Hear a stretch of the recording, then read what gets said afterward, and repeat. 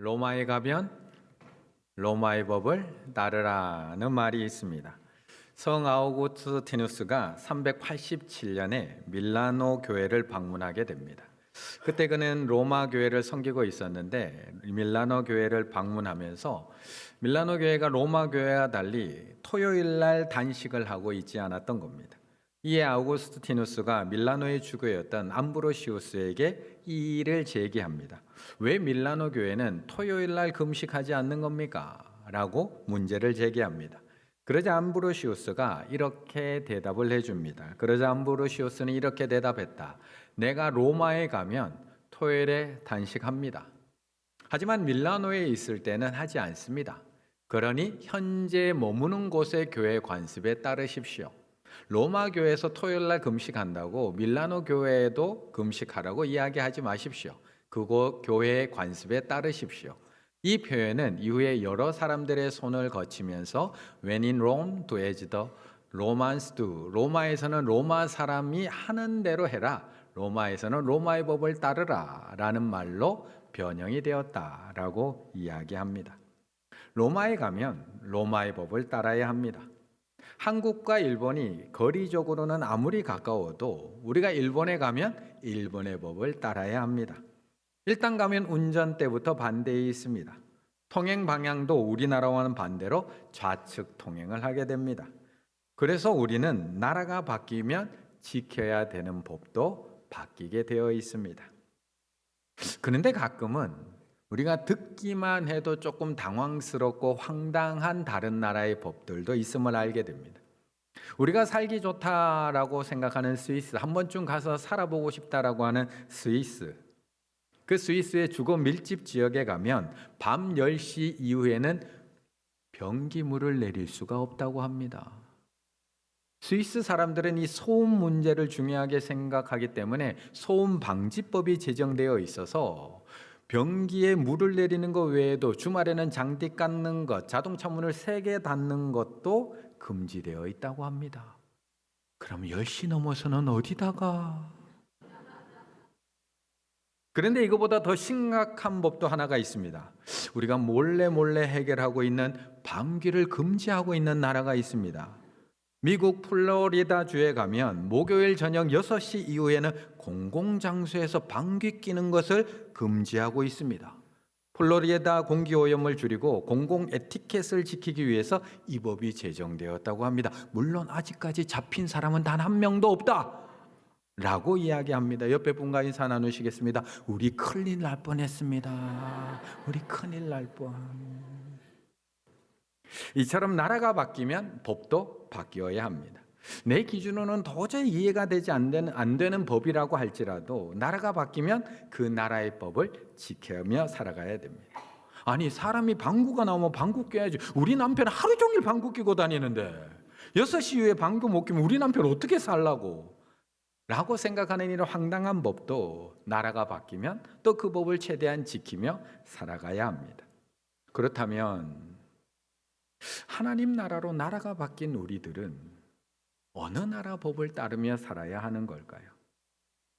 하나님이 우리를 구원해 주심으로 말미암아 애굽의 종되었던 집에서 나와서 하나님 나라 백성이 된 우리들은 누구의 법을 지키며 살아가야 하는 걸까? 오늘 본문은 우리에게 그것을 이야기해 주고 있는 본문입니다. 오늘 본문은 7절의 말씀을 같이 한번 읽어보겠습니다. 7절입니다. 나 외에는 다른 신들을 내게 두지 말지니라. 아멘. 오늘 본문은 우리가 너무나 잘 알고 있는 십계명의 말씀입니다. 38년 동안 광야를 방황하던 이스라엘 백성들이 드디어 가나안 입성을 눈앞에 두고 있습니다. 이제 요단강만 건너게 되면 가나안 땅인데 그 바로 앞에 있는 모압 평지에 머물러 있습니다. 그런데 이들은 모세가 처음 애굽에서 데리고 나왔던 출애굽 1세대가 아닙니다. 이미 출애굽 1세대에는 38년의 광야의 방황 기간 동안 이미 다 죽었고 이제 이 자리에 있는 사람들은 그들의 자녀 출애굽 2세대들이 가나안 땅에 들어갈 준비를 하고 있습니다. 그래서 모세는 그들을 향해서 마지막 설교, 간절한 마음을 담은 고별 설교를 할 수밖에 없습니다. 그래서 그 고별 설교를 모아놓은 것이 바로 이 신명기서입니다. 이제는 자신도 이스라엘 백성들과 함께 약속의 땅에 들어갈 수 없는 상황에서 이제 가나안 땅에 들어가서 너희들이 앞으로 어떤 말씀, 어떤 하나님의 율법을 꼭 지키며 살아가야 하는지에 대한 그 말씀을 설교로 전하고 있는 겁니다. 그래서 오늘 본문으로 시작해서 28장까지 이어지는 설교는 바로 이 십계명과 그리고 그 십계명에 대한 세부 조항들을 이야기하고 있는 내용들입니다. 그리고 신약으로 넘어가게 되면 예수님도 이 십계명을 기초로 우리에게 가장 큰 두 개의 계명을 주십니다. 그게 마태복음 22장 37절에서 40절. 예수께서 이르시되 내 마음을 다하고 목숨을 다하고 뜻을 다하여 주 너의 하나님을 사랑하라 하셨으니 이것이 크고 첫째 되는 계명이요 둘째도 그와 같으니 내 이웃을 내 자신과 같이 사랑하라 하셨으니 이 두 계명이 온 율법과 선지자의 강령이니라. 예수님께서도 이 십계명을 기초로 정확하게 둘로 나누어서 두 큰 계명을 말씀해 주셨습니다. 십계명의 1에서 4계명에 해당되는 내 마음을 다하고 목숨을 다하고 뜻을 다하여 주 너의 하나님을 사랑하라는 계명, 첫 번째 계명. 그리고 5계명에서 10계명에 해당되는 내 이웃을 너의 몸처럼 사랑하라고 하는 두 번째 계명을 우리에게 주셨던 것입니다. 그렇다면 하나님 나라의 백성이 된 우리들은 지금 이 십계명을 잘 기억하며 살아가고 있을까요? 물론 예수님께서 크게 두 가지로 구분해서 정리해 주셨지만 그래도 어려서부터 배워온 십계명 어떻게 잘 기억하고 간직하고 살아가고 계신가요? 오늘 7절부터 22절까지 21절까지는 다 그 십계명의 내용들입니다.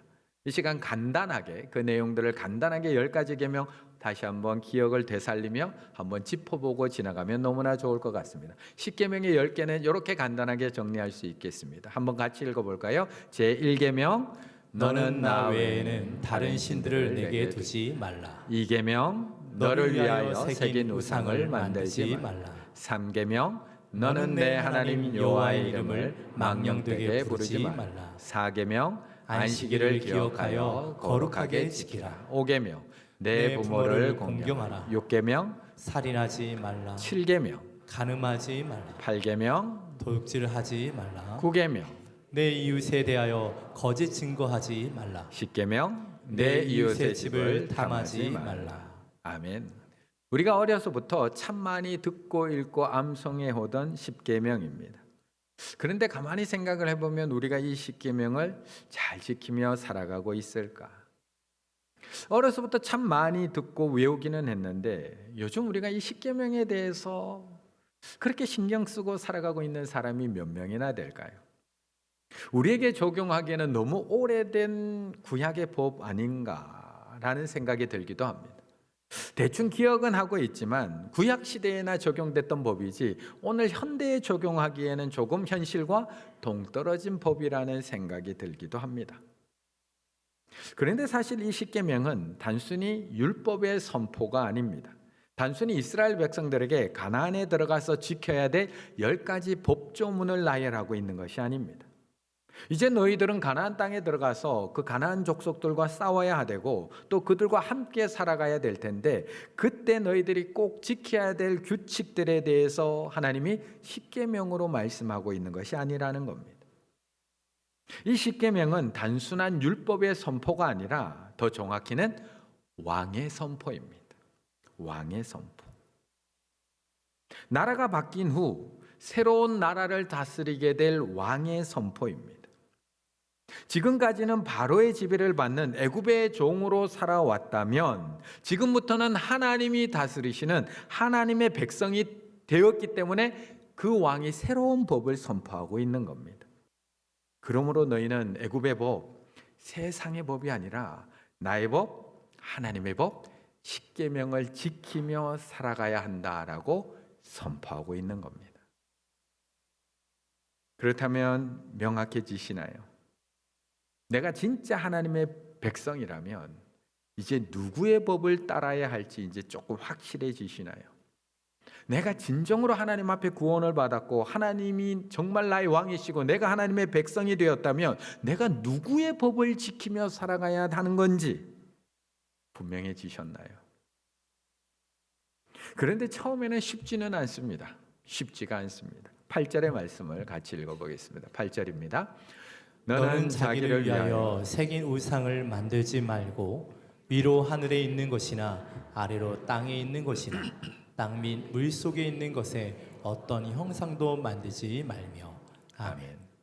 아무리 좋은 환경도 처음에 들어가게 되면 어색하고 힘듭니다. 아무리 좋은 법이라고 할지라도 지금까지 그 법을 지키며 살아오지 않았던 사람들에게는 아무리 좋은 법도 그 법을 지키며 살아가기는 힘들고 어려울 수밖에 없습니다. 우리 남자 성도님들 아마 군 생활을 할 때 처음에는 어떠셨나요? 처음부터 편하고 좋은 사람이 있을까요? 처음에는 모든 것이 다 어색하고 힘듭니다.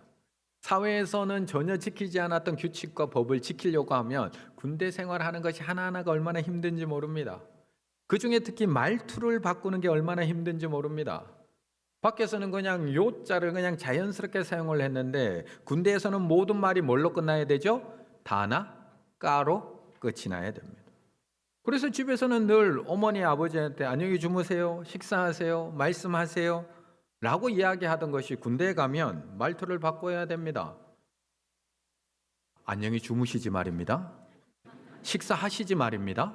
말씀하시지 말입니다. 잘 못 들었지 말입니다. 뭐 이상하지 않나요? 이상하지? 그런데 남자들은 군대 가면 다나 까로 끝을 내야 되니까 이것을 계속 익숙하게 익혀가야 됩니다. 얼마나 힘들고 처음에는 어색한지 모릅니다. 우리 여자 성도님들 결혼 생활은 어떠신가요? 그렇게 사랑하고 그렇게 좋아해서 한 결혼인데 그 사람과 함께 살아가는데 모든 게 처음부터 편하고 좋기만 하시던가요? 얼마나 불편하고 얼마나 어색하고 또 때로는 얼마나 어려운지 모릅니다. 수십 년을 각자 다른 문화에서 살던 남자와 여자가 만나서 함께 살아간다는 것 서로에게 익숙해지는데 1년, 2년 걸리는 게 아닙니다. 처음 1년, 2년은 너무나 힘듭니다. 하지만 20년, 30년 함께 살아가다 보면 서로에게 점점 익숙해지게 됩니다.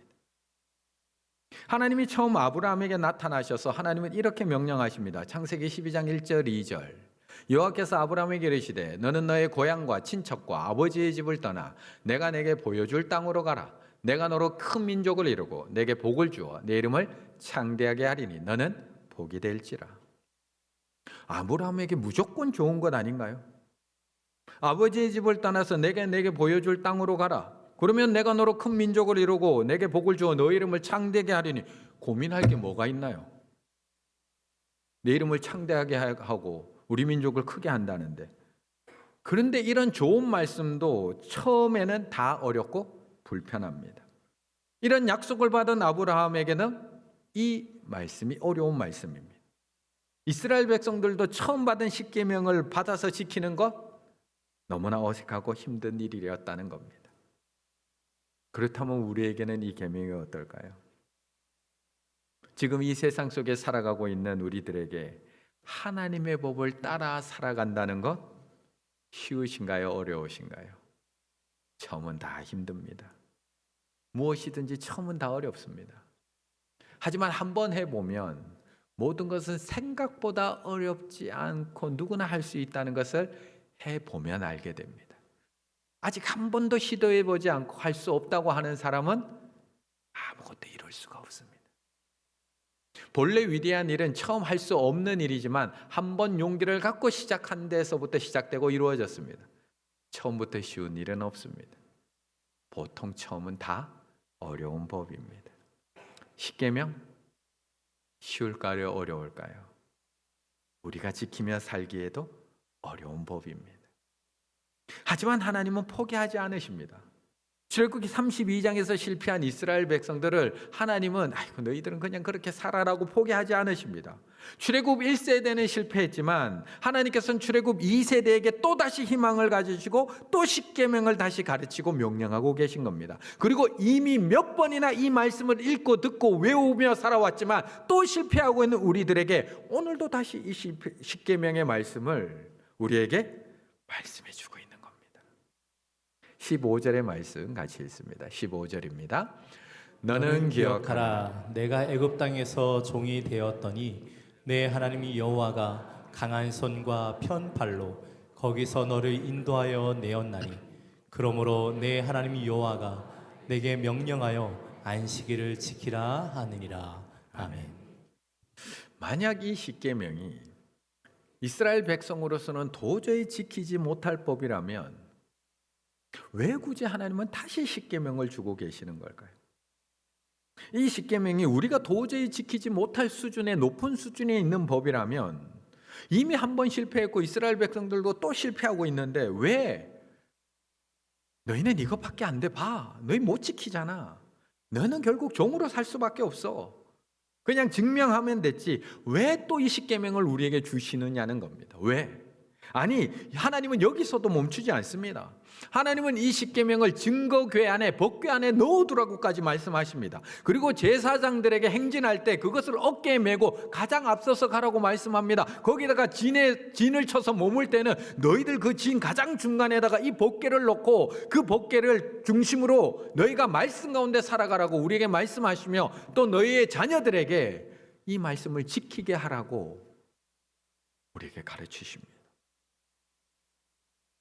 우리에게 능력이 없으면 왜 이렇게 하시는 걸까요? 우리에게는 이 십계명을 지킬 만한 충분한 능력이 있습니다. 만약에 그게 아니라면 예수님께서 우리를 사랑하신 예수님께서 이 땅에 오셨을 때 율법을 폐기하러 왔지 완성하러 왔다라고 이야기하지 않습니다. 그냥 없애시면 됐지. 우리를 위해서 우리에게 충분한 능력이 있기 때문에 예수님도 이 땅에 오셔서 다시 우리에게 하나님 사랑과 이웃 사랑이라는 두 큰 계명을 주시면서 우리에게 이 계명을 지키며 살아가라고 말씀하고 계시는 겁니다. 우리에겐 충분히 능력이 있습니다.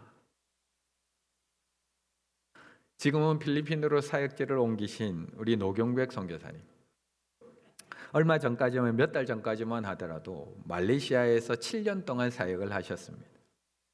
처음에 우리 노경백 선교사님이 한국에 살다가 말레이시아에 갔을 때는 어땠을까요? 모든 게 쉬웠을까요? 모든 게 낯설고 어색하고 힘들지 않았을까요? 그런데 시간이 지나면서 익숙해져 갑니다. 점점 말레이시아 사람이 되어가면서 말레이시아 법도 자연스럽게 지켜나가는 사람이 되어갑니다. 그런데 몇 달 전 필리핀으로 옮겨갔습니다. 지금은 어떨까요? 우리가 볼 때는 다 똑같은 동남아 국가입니다. 말레이시아나 필리핀이나 베트남이나 거기가 거기지. 그런데 나라가 바뀌면 법도 바뀌어야 합니다. 필리핀에 가서는 이제는 또 신경 써야 할 것들도 많고 알아야 될 법들도 많고 적응해야 될 법들도 많이 있습니다. 지금은 불편하겠죠. 그런데 또 7년쯤 그곳에서 살아가면서 그곳에서 생활하면 점점 필리핀 사람이 되어가며 필리핀 법은 점점 익숙해져 간다는 겁니다. 우리는 하나님 나라 백성이 되면 하나님의 법이 익숙해져 갑니다. 그런데 나는 하나님의 나라의 백성이 되지 않으려고 하면서 이 법만 지키려고 하면 법이 너무나 어려울 뿐입니다. 하나님 나라, 하나님이 다스리는 하나님 나라 법도 마찬가지입니다. 400년 동안 바로의 종으로 애굽의 종으로 살아왔던 이스라엘 백성들에게 오늘 모세를 통해 주시는 하나님의 법은 도저히 이해할 수가 없는 법입니다. 지금까지 애굽에서는 400년 동안 나한테 좋다고 하는 신은 다 섬기며 살아왔습니다. 태양신, 풍요신, 다산신, 비와 바람의 신, 나한테 좋다고 하는 건 다 섬기며 살아왔는데 그런 애굽 사람, 애굽 백성들에게 오직 하나님만 섬기라고 하니까 얼마나 힘들고 말이 안 됩니까? 그런데 이들이 더 이상 바로의 백성이 아니라 하나님의 백성이 되면 얼마든지 지킬 수 있는 법입니다. 외국인들이 우리나라 들어오면 처음에는 한국의 법이 체계도 어렵고 힘들지만 한국에 오래 살다가 대한 외국인이 되고 나면 이 법들이 자연스럽게 지켜지는 것처럼 내가 나의 나라가 바뀌었다는 것을 인식하고 하나님이 나의 왕임을 고백하며 하나님 나라의 법대로 살아가야 됨을 내가 인정하고 받아들이는 순간, 하나님의 백성이 되는 순간 이 법을 지키기는 그렇게 어렵지 않다는 겁니다. 물론 처음에는 불편할 수 있고 어색할 수 있습니다. 또 때로는 못 지키면 어떠지? 어기면 어떠지? 걱정될 수도 있습니다.